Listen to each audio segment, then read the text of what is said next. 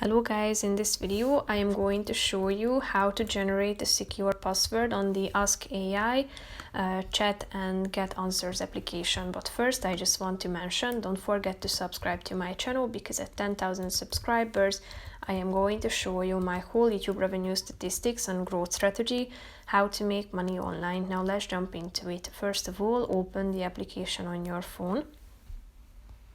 After that you should tap on the career button in the middle of the screen within the suggestions section, and then click on the generate secure password icon. So here you can find this preset instruction. I want you to act as a password generator. For example, if the input forms are length 8, capitalized 1, lowercase 5, so feel free to customize these aspects. So you can type in the preferred parameters that you would like to generate your password according to.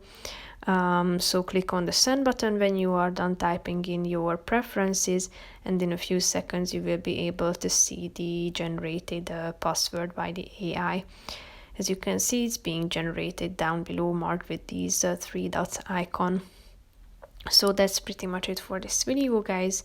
See you in the next one. Bye bye.